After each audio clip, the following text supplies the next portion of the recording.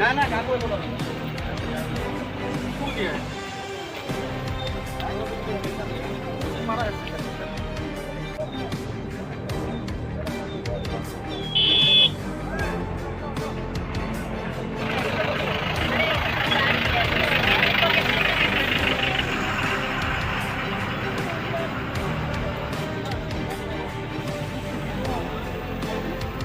হয় আজি তিনিচুকীয়া জিলাৰ লিডুৰ এই তিৰাপ কলিয়াৰী 315 নং ঘাইপথত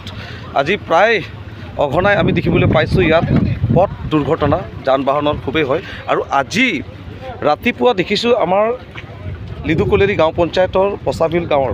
দুজন যুৱকৰ স্কুটিত গৈ থাকোঁতে এই বাছৰ লগত খুন্দা খাই সংঘৰ্ষ হৈ এক্সিডেণ্ট হ'বলগীয়া হ'ল আৰু আমি পথ পৰিবহণ বিভাগক আমি লিডুবাসী ৰাইজ হৈ পেলাই আমি অনুৰোধ জনাব খুজিছোঁ যে পথ পৰিবহণ বিভাগটো যাতে সকলোমে এওঁলোকে যিটো ট্ৰাফিক যিটো ৰুল যি আমাৰ পথ পৰিবহণ বিভাগৰ যি নীতি আৰু নিয়ম আছে সেই নিয়মমতে যাতে চলাই লৈ যাব লাগে তাৰ কাৰণে আমি লিডুবাসীৰ ৰাইজে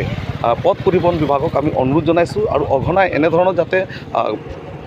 মুখামুখি সংঘৰ্ষ নহয় ভুল যাৰেই নহওক কিয় ইয়াৰ ওপৰত উচিত তদন্ত হ'ব লাগে আৰু দোষীক উচিত শাস্তি বিহাব লাগে আৰু যি ক্ষতিপূৰণ হৈছে ইয়াত স্কুটিয়ে হওক মানুহৰ যি ইয়াত সংকট অৱস্থাত আছে গতিকে উচিত ক্ষতিপূৰণ আৰু উচিত চিকিৎসাৰ কাৰণে আমি দাবী জনাইছোঁ মইতো এক্সিডেণ্ট হোৱাৰ পাছতে আহিছিলোঁ মানে আগতে নাছিলোঁ পাছতে আহি কিনে চাইছোঁ মানুহকেইটা পৰি আছে মানে তাৰপাছত উঠা উঠি কৰি আছোঁ আমাৰ বস্তিৰে আছিলে ককাই আছিলে স্কুটি লৈ আছিলে হয় আমাৰ পচাবিল গাঁও কামৰ পচাবিল গাঁও কি হয়